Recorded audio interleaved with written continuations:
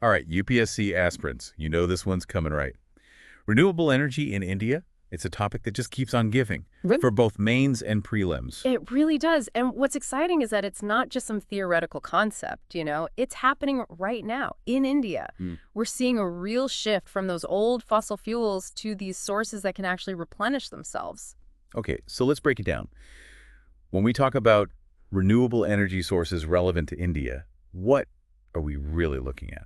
Well, think about India's natural resources, right? We've got sunshine galore, so naturally solar's a big player. Makes sense. And then there's wind, especially strong in some coastal areas.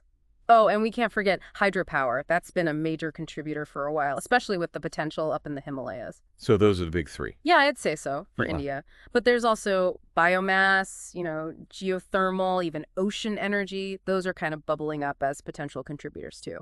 Interesting. So while solar, wind, and hydro are leading the charge, the others are kind of like, what, those dark horse candidates? The ones with the potential to surprise us down the line. Exactly. Now, if you're thinking like a UPSC examiner, you got to ask, where does India actually stand right now in this whole renewable energy journey? Okay, yeah, good Yeah. point. So where are we? Well, as of November 2024, India hit a pretty significant milestone. We reached 158.55 GW of installed renewable energy capacity. 158.55 GW. Wow, that's a pretty big number. But what does that actually look like when we break it down by the type of energy? All right, so here's where it gets interesting. Solar is leading the pack. No surprise there, right? We're talking a whopping 94.17 GW of that total capacity. Wow. Wind power is coming in strong too, though, at 47.96 GW.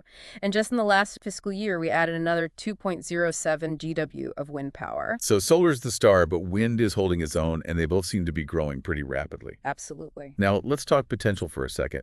Could India actually become a global leader in renewable energy? The potential is definitely there. I mean, think about it. We've got the natural resources and, the drive to really become a renewable energy superpower.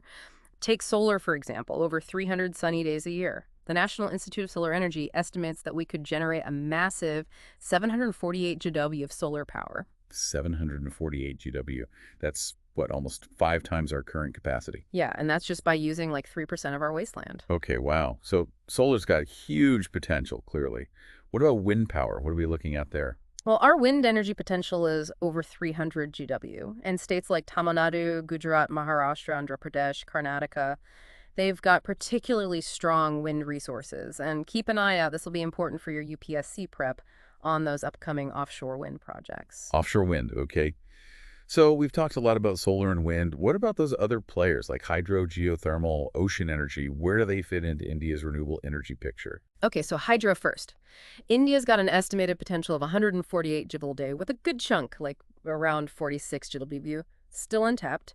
And those small hydropower projects, especially in the Himalayas and the Northeast, they could be key for electrifying those remote areas. Right, so hydro's got a crucial role, especially for those harder to reach places. Yeah. What about geothermal? How much potential does that have in India? Geothermal, it's definitely got potential, particularly in regions like Ladakh, Himachal Pradesh, and Tarkand. Okay. Estimates suggest we could get around 10 GW of capacity from geothermal. 10 GW, all right. That's not insignificant. Yeah. And lastly, let's talk about our vast coastline. What about the prospects for ocean energy in India? Well, with over 7,500 kilometers of coastline, India's got a ton of potential for wave energy, somewhere around 40 GW, actually. Really? And areas like the Gulf of Kutch and the Sundarlands, those are looking particularly promising. So we're talking about a pretty diverse portfolio of renewable energy options here. But let's be realistic. What are some of the roadblocks? Those challenges that are preventing India from fully realizing its renewable energy potential. What's holding us back? Well, that's where your UPSC analytical skills come in. One of the biggest challenges, especially for those big projects like wind farms, is land. Finding enough suitable land in a country as densely populated as India, that's not easy. Yeah, especially when you consider, the needs of agriculture, industry, all competing for the same land. So land availability is a major constraint. What else are we up against? Financing is a big one. These renewable energy projects, especially the large-scale ones, need a lot of upfront investment. Makes sense. And investors, they need to see a clear path to profitability. But, with the long payback periods and the uncertainties around returns, some investors get a little hesitant. So it's not just about having the technology, it's about making the economics work.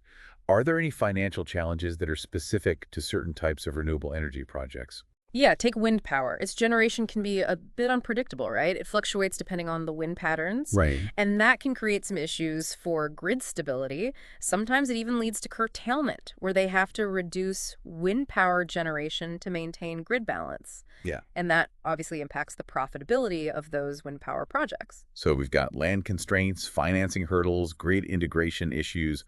What else is holding back India's renewable energy boom? Anything else?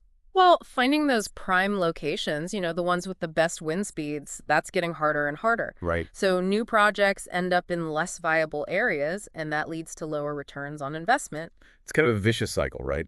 The best spots fill up, new projects become less cost-effective, and investors become even more hesitant. Exactly. And then you add in the bureaucratic hurdles, the permits, approvals, clearances. It can be a real nightmare for developers. Yeah. And delays, they just add more uncertainty and risk, which further discourages investment. This is actually something that comes up a lot in UPSC exams, the need for a more streamlined process to really speed up renewable energy development. Yeah, makes sense. And I imagine having different policies in different states doesn't help either, right? Absolutely. It just adds another layer of complexity. Mhm. Having a unified national policy, one with clear long-term incentives, that would be huge for attracting investment. So it's not just about overcoming these technical challenges, it's about creating an environment that's actually attractive for investors. Exactly. And there's another challenge that's specific to a newer area, offshore wind. It's got huge potential, but it's still facing a lot of hurdles in India. What are the main challenges with offshore wind development? Well, for one thing, the cost of installing offshore wind is way higher than onshore. Plus, it's a lot more technically complex to build and maintain turbines out at sea. Makes sense. And then you have to consider the environmental concerns too. It's a pretty challenging endeavor all around. Yeah, it sounds like it. So it's high risk, high reward, and investors probably aren't jumping in without some serious policy support and financial incentives. Right, exactly. It's a complex landscape, but it's crucial to understand these challenges, especially for the UPSC.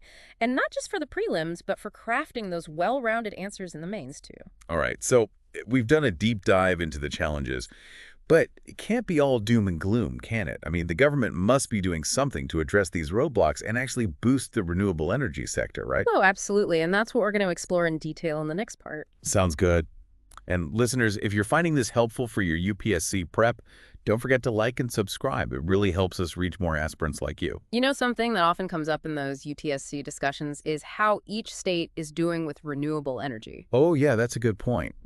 We always focus on the national picture, but each state has its own strengths and weaknesses, right? Exactly, like Rajasthan and Gujarat, tons of sunshine there. So they've kind of naturally become solar power hubs. Yeah, that makes sense. What about the others? Well, Tamil Nadu, for example, has always been a leader in wind power. They've really taken advantage of those strong winds along their coastline. So each state is playing to its strengths. Right. It's a decentralized approach, which is actually really important for India. It lets each state tailor their policies to their specific needs. That makes a lot of sense. A one-size-fits-all approach wouldn't really work in a country as diverse as India. Exactly. But that also means that some states will be ahead of others when it comes to renewable energy development, right? Yeah, that's true. And those disparities often reflect the bigger economic and infrastructure challenges that some states face. A state with a weaker grid might struggle to integrate a lot of renewable energy. So it's not just about installing solar panels or wind turbines. It's about having the infrastructure to support them and the policies to incentivize growth. It's a balancing act for sure. Okay, so let's talk about why this matters to our listeners. Those aspiring civil servants out there preparing for the UPSC. Why should they care about this transition to a renewable energy-powered economy? What are the real-world benefits? Well, from an environmental standpoint, the benefits are pretty clear. Renewable energy sources are clean and sustainable. They produce far fewer greenhouse gas emissions compared to fossil fuels. Right, so by using less fossil fuel, we're not just cleaning up our air, but also helping to mitigate climate change, which is a huge global issue. Exactly. Climate change isn't some abstract concept. It's a real threat to India's agriculture, water resources, coastal communities. And this link between renewable energy and climate change mitigation, it's often a key focus area in UPSC exams. It's not just an environmental issue, it's an economic and social issue as well. Absolutely. Now let's talk economics for a second. Ah. I know renewable energy used to be pretty expensive, but haven't the costs come down significantly in recent years? You're absolutely right. The cost of solar and wind technologies has plummeted in recent years. They're becoming increasingly competitive with traditional fossil fuels. So it's not just about doing what's good for the planet. It's becoming more economical, too. Exactly. In many cases, renewable energy is now the cheapest source of new electricity generation, even without factoring in those environmental benefits. Wow, that's amazing. It makes the economic argument for renewable energy even stronger. It does. And this cost competitiveness is actually driving a global shift towards renewables. Yeah. This isn't just happening in India, it's a global trend. And India has the potential to become a leader in this space. It's exciting to think about the possibilities. Mm. But let's be realistic again. This transition isn't going to be easy. There will be challenges, right? Mm.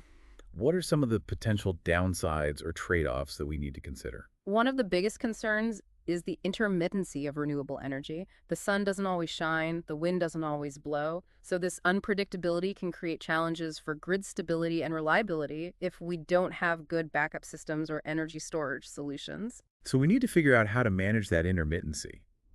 What are some of the options for energy storage? Well, battery storage is a rapidly evolving field with a lot of promise. And then there's pumped hydro storage, where you basically use excess electricity to pump water uphill and then release it to generate power when you need it. Pumped hydro. That's interesting. And I know India has a lot of potential for that, especially in the Himalayas. Exactly. These are just a couple of examples. And research and development is constantly pushing the boundaries of energy storage technology. This is actually another area where you might see UPSC questions about technological advancements and their impact on the energy sector. All right, so investing in energy storage is key to making those renewable energy sources more reliable. But grid stability isn't the only challenge, right? What are some of the other potential downsides we need to think about? Well, as we shift to a renewable energy economy, we need to make big investments in upgrading our grid infrastructure. That makes sense. We need to build new transmission lines, modernize those substations, and develop smart grid technologies to manage the flow of electricity from these renewable sources. Precisely. And that requires a lot of money and coordination between the different stakeholders. Another point to remember for the UPSC exams, the political and administrative aspects of this energy transition are just as important as the technology itself. Absolutely. And we can't forget about the potential impact on jobs in those traditional fossil fuel industries as we transition. This is a valid concern, and it's important to have policies that support workers who might be displaced during this transition. So retraining programs and creating new jobs in the renewable energy sector will be essential. Yes, it's about creating a future where everyone benefits from this shift to clean energy. Now, another point that often comes up in UPSC discussions is the environmental impact of renewable energy technologies themselves. Manufacturing and installing solar panels and wind turbines, they require land and resources. Right? It's not as simple as saying renewable energy is always good for the environment. We need to be mindful of the entire life cycle of these technologies. Exactly. We need to think about the environmental footprint, from mining the raw materials to manufacturing, installation, operation, and eventually disposal or recycling. So it's really about making sure that we're producing and using these technologies responsibly with sustainability in mind. It's about minimizing our overall environmental impact. Exactly. It all comes down to innovation and improvement. We need to keep investing in research and development to make these technologies even more sustainable. So it's an ongoing process, Yeah. always trying to improve and make things better. It's not just about getting to a clean energy future. It's about getting there in a way that's environmentally sound every step of the way. Right. And I think there's another dimension here that we haven't really touched on yet, the human side of things. That's a good point, Yeah. especially for those aspiring civil servants getting ready for the UPSC. Renewable energy isn't just about megawatts and gigawatts. It's about people. It's about empowering communities, creating jobs, and improving lives. Exactly. It's about making sure everyone benefits from this transition, not just a select few. We talked about PM Shmaram earlier, which is promoting solar pumps for irrigation. But how else can renewable energy really change life in rural India? Those areas where access to electricity is often limited. Well, imagine what reliable electricity could do for those remote villages. Think about homes, schools, health centers, all lit up, even in the most far-flung corners of the country. It would be a game changer. It would open up so many opportunities for education, healthcare, and economic development. Absolutely. And it's not just about lighting up homes, it's about powering farms, small businesses, local industries. It's Well, about giving people the tools they need to improve their lives. So it's about creating an energy system that works for everyone, regardless of where they live or their economic background. ex- And this ties in perfectly with what the UPSC is all about, inclusive development and social justice. Right. And that's where decentralized renewable energy solutions come in. Things like solar lanterns, mini grids, rooftop solar systems. These can empower communities to generate their own electricity and really take control of their energy needs. It's about giving them the power to choose and reducing that dependence on centralized power grids, which can be unreliable or hard to access in those remote areas. Exactly. And let's not forget the economic benefits. Decentralized solutions like these can create opportunities for entrepreneurship and new jobs in the renewable energy sector. So it's not just about energy access. It's about building a whole system of economic and social benefits at the local level. Right. And for those of you preparing for the UPSC, this highlights a key theme: the connection between energy development and social progress. It's about understanding that this shift to renewable energy isn't just a technological change. It's a societal transformation with far-reaching implications. Exactly.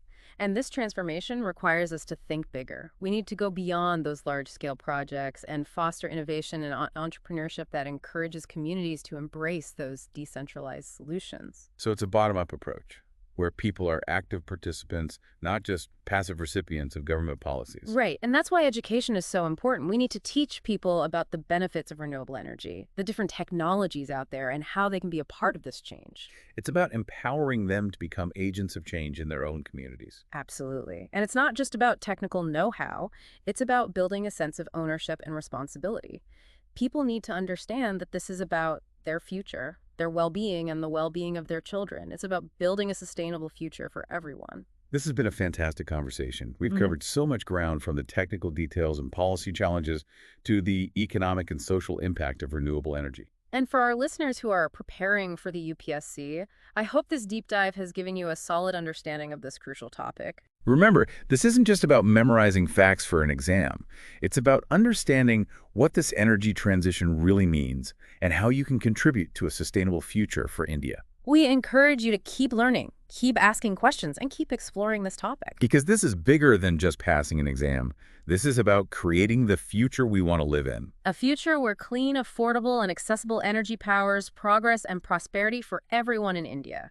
And if you found this deep dive helpful, don't forget to like, subscribe, and share it with your fellow UPSC aspirants. Let's spread the knowledge and get people excited about renewable energy. Until next time, keep learning, keep asking questions, and keep diving deep into the issues that matter.